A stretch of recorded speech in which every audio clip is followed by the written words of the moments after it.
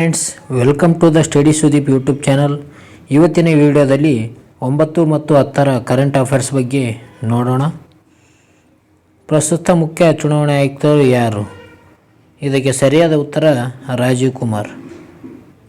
ಲೋಕಸಭಾ ಚುನಾವಣೆಗೆ ಘೋಷಣೆಗೆ ಕೆಲವೇ ದಿನಗಳು ಬಾಕಿ ಉಳಿದಿರುವ ಹೊತ್ತಿನಲ್ಲಿ ಚುನಾವಣಾ ಆಯುಕ್ತಕ್ಕೆ ಸ್ಥಾನಕ್ಕೆ ಅರುಣ್ ಗೋಯಲ್ ಅವರು ರಾಜೀನಾಮೆ ಸಲ್ಲಿಸಿದ್ದಾರೆ.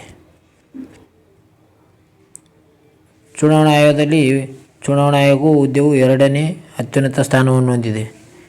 ಇದೇನಪ್ಪ ಅಂತಂದರೆ, ಚುನಾವಣಾ ಆಯೋಗವು ಆಗಿರುವಂಥ ಅರುಣ್ ಕುಮಾರ್ ಗೋಯಲ್ ಅವರು ತಮ್ಮ ಸದಸ್ಯದಿಂದ ರಾಜೀನಾಮೆಯನ್ನು ನೀಡಿದ್ದಾರೆ.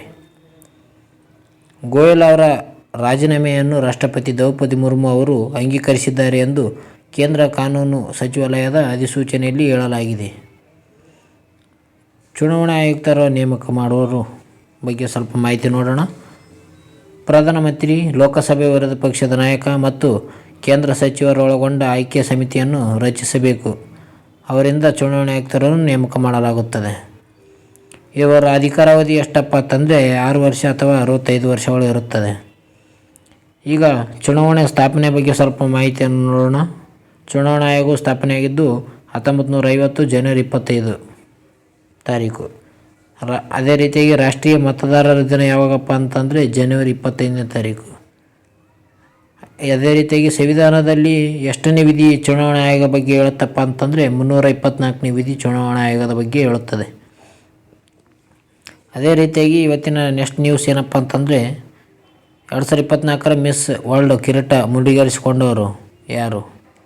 ಅದಕ್ಕೆ ಸರಿಯಾದ ಉತ್ತರ ಕ್ರಿಸ್ಟಿನಾ ಪಿಜಾಕೋವಾ. ಇವರು ಚೆಕ್ ಗಣರಾಜ್ಯದವರು.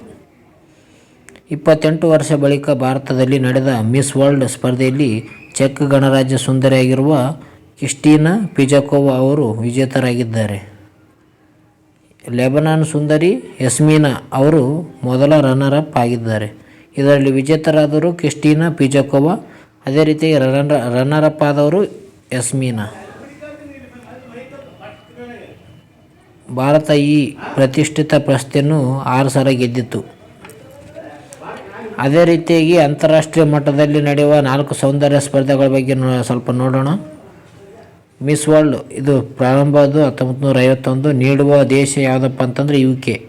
ಅದೇ ರೀತಿಯಾಗಿ ಮಿಸ್ ಯೂನಿವರ್ಸಲ್ 1952ರಲ್ಲಿ ಪ್ರಾರಂಭ ಆಗಿದೆ. ನೀಡುವ ದೇಶ ಅಮೇರಿಕಾ.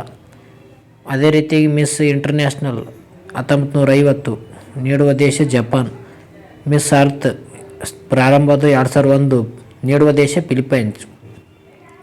ಅದೇ ರೀತಿಯಾಗಿ ಪ್ರಶಸ್ತಿ ಪಡೆದ ಭಾರತೀಯರು ಯಾರಪ್ಪ ಅಂತಂದರೆ ಸ್ವಲ್ಪ ನೋಡೋಣ. ಇದು ಮೊದಲನೇದಾಗಿ ಪ್ರಶಸ್ತಿ ಪಡೆದರು ರೇಟಾ ಫರಿಯಾ 1994ರಲ್ಲಿ. ಎರಡನೇದಾಗಿ ಐಶ್ವರ್ಯ ರೈ 1996ರಲ್ಲಿ. ಅದೇ ರೀತಿ ಮೂರನೇದಾಗಿ ಡಯಾನಾ ಹೆಡನ್ 1997ರಲ್ಲಿ. ನಾಲ್ಕನೇದು ಯುಕ್ತಾ ಮುಖಿ 1999. ಪ್ರಿಯಾಂಕಾ ಚೋಪ್ರಾ 2000ರಲ್ಲಿ. ಅದೇ ರೀತಿಯಾಗಿ ಮಿಸ್ ವರ್ಲ್ಡ್ ಕಿರೀಟ ಪಡೆದ ಭಾರತ ಮೊದಲ ಮಹಿಳೆ ರೀಟಾ ಫರಿಯಾ. ಕೇಳುವ ಸಾಧ್ಯತೆ ಇರುತ್ತದೆ ಅಲ್ಲಿಯಾದರೂ. ಭಾರತ ಪ್ಯಾರಾ ಒಲಿಂಪಿಕ್ ಸಮಿತಿಯ ನೂತನ ಅಧ್ಯಕ್ಷ ಆಯ್ಕೆಗೊಂಡವರು ಯಾರು? ಇದಕ್ಕೆ ಸರಿಯಾದ ಉತ್ತರ ದೇವೇಂದ್ರ ಜಜಾರಿಯಾ. 2ನೇ ಬಾರಿಗೆ ಒಲಿಂಪಿಕ್ ಚಿನ್ನ ವಿಜೇತ ಆಗಿರುವಂಥ ಜಾವ್ಲಿನ್ ಥ್ರೋ ಪಟ್ಟು ದೇವೇಂದ್ರ ಜಜಾರಿಯಾ ಅವರು ಭಾರತದ ಪ್ಯಾರಾ ಒಲಿಂಪಿಕ್ ಸಮಿತಿಯ ನೂತನ ಅಧ್ಯಕ್ಷ ಆಗಿ ಅವಿರೋಧವಾಗಿ ಆಯ್ಕೆಗೊಂಡಿದ್ದಾರೆ. ಇದು ನ್ಯೂಸ್ ಕಾಂಟೆಸ್ಟ್ ಆಗಿದೆ. ಇದು ದೇವೇಂದ್ರ ಅವರು 2004ರ ಅಥೆನ್ಸ್ ಮತ್ತು 2016ರ ರಿಯೋ ಪ್ಯಾರಾ ಒಲಿಂಪಿಕ್ನಲ್ಲಿ ಚಿನ್ನ, 2021ರ ಟೋಕಿಯೋ ಪ್ಯಾರಾ ಒಲಿಂಪಿಕ್ನಲ್ಲಿ ಬೆಳ್ಳಿ ಜಯಿಸಿದ್ದರು. ಭಾರತ ಒಲಿಂಪಿಕ್ ಸಮಿತಿ ಸ್ಥಾಪನೆಯಾದ್ದು 1992ರಲ್ಲಿ. ಇದು ಒಲಿಂಪಿಕ್ ಕ್ರೀಡೆ ಆಡುವವರಿಗೆ ಮುನ್ನಡೆಸುತ್ತದೆ. ಅದೇ ರೀತಿಯಾಗಿ ಟೆಸ್ಟ್ ಕ್ರಿಕೆಟ್ನಲ್ಲಿ 7 ವಿಕೆಟ್ ಪಡೆದ ವೇಗದ ಬೌಲರ್ ಯಾರಪ್ಪ ಅಂತಂದರೆ ಜೇಮ್ಸ್ ಆ್ಯಂಡರ್ಸನ್. ಕುಲ್ದೀಪ್ ಯಾದವ್ರನ್ನು ಔಟ್ ಮಾಡುವ ಮೂಲಕ 41ರ ವೇಗಿ ಬೌಲರ್ ಆಗಿರುವ ಆ್ಯಂಡರ್ಸನ್ ಬೆಸ್ಟ್ ವಿಕೆಟ್ ಗಳಿಕೆಯನ್ನು 700ಕ್ಕೆ ಹೆಚ್ಚಿಸಿದ್ದಾರೆ. ಇದರಲ್ಲಿ ಗರಿಷ್ಠ ಟೆಸ್ಟ್ ವಿಕೆಟರ್ ಪಟ್ಟಿ ಬಿಡುಗಡೆಯಾಗಿದೆ ನೋಡಿ. ಮೊದಲನೇದಾಗಿ ಮುರಳೀಧರನ್, ಇವರ ವಿಕೆಟ್ 800, ಪಂದ್ಯ 133. ಶೇನ್ ವಾರ್ನ್ 708 ವಿಕೆಟ್ ಪಡೆದಿದ್ದಾರೆ. 145 ರನ್ನನ್ನು ಗಳಿಸಿದ್ದಾರೆ, ಪಂದ್ಯ ಆಡಿದ್ದಾರೆ. ಆ್ಯಂಡರ್ಸನ್ ಇವರು ವಿಕೆಟ್ 700, ಪಂದ್ಯ ಆಡಿದ್ದು 187. ಅದೇ ರೀತಿಯಾಗಿ ಅನಿಲ್ ಕುಂಬ್ಳೆ 619 ವಿಕೆಟ್, 132 ಪಂದ್ಯಗಳನ್ನು ಆಡಿದ್ದಾರೆ. ಸ್ಟುವರ್ಟ್ ಬ್ಯಾಡ್ 604 ವಿಕೆಟ್, 167 ಪಂದ್ಯಗಳನ್ನು ಆಡಿದ್ದಾರೆ. ಓಕೆ ಫ್ರೆಂಡ್ಸ್, ಇವತ್ತಿನಲ್ಲಿ ಒನ್ ಲೈನರ್ ಬಗ್ಗೆ ಮಾಹಿತಿಯನ್ನು ನೋಡೋಣ. ಇವತ್ತಿನ ಒನ್ ಲೈನರ್ ಸಮಾಜ ಸೇವೆಗೆ ದಾನಿ ಲೇಖಕಿಯಾಗಿರುವ ಸುಧಾಮೂರ್ತಿ ಅವರನ್ನು ರಾಷ್ಟ್ರಪತಿ ದ್ರೌಪದಿ ಮುರ್ಮು ಅವರು ರಾಜ್ಯಸಭೆಗೆ ನಾಮನಿರ್ದೇಶನ ಮಾಡಿದ್ದಾರೆ. ರಾಜ್ಯಸಭೆಗೆ ನಾಮನಿರ್ದೇಶನವನ್ನು ಸುಧಾಮೂರ್ತಿ ಅವರಿಗೆ ಮಾಡಿದ್ದಾರೆ.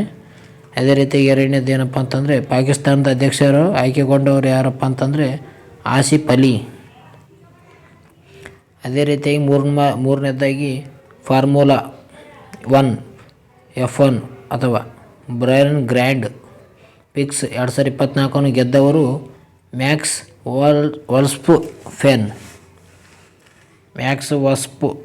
ವರ್ಸ್ಟಪ್ಪೆನ್. ಫಾರ್ಮುಲಾ 1 ಬ್ರೈನ್ ಗ್ರ್ಯಾಂಡ್ ಫಿಕ್ಸ್ 2024 ಗೆದ್ದಿದ್ದಾರೆ. ಇದು ಯಾವುದಪ್ಪ ಅಂತಂದರೆ ಇದು car race friends. Car race ಆಡ್ತಾರಲ್ಲ ಎಲ್ಲರೂ, ರೌಂಡ್ ಇರ್ತಾನೆ.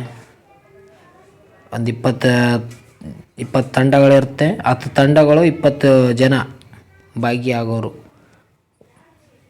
ಅದೇ ರೀತಿಯಾಗಿ ಕಂಚಿನಾಗ್ ರಾಷ್ಟ್ರೀಯ ಉದ್ಯಾನವನ ಯಾವ ರಾಜ್ಯದಲ್ಲಿ ಕಂಡುಬರುತ್ತಪ್ಪ ಅಂದರೆ ಅಸ್ಸಾಂ. ಅದೇ ರೀತಿಯಾಗಿ ಇತ್ತೀಚೆಗೆ ಮಿನಿಕಾಯ್ನಲ್ಲಿ ಯಾವ ಭಾರತೀಯ ನೌಕೆಯನ್ನು ನಿಯೋಜಿಸಲಾಗಿದೆ ಅಂದರೆ ಅದಕ್ಕೆ ಸರಿಯಾದ ಉತ್ತರ INS ಜಟಾಯು. ಓಕೆ ಫ್ರೆಂಡ್ಸ್, ಇವತ್ತಿನ ವಿಡಿಯೋದಲ್ಲಿ ಇಷ್ಟೇ. ಮುಂದಿನ ವಿಡಿಯೋದಲ್ಲಿ ಸಿಗೋಣ. ಓಕೆ ಬಾಯ್.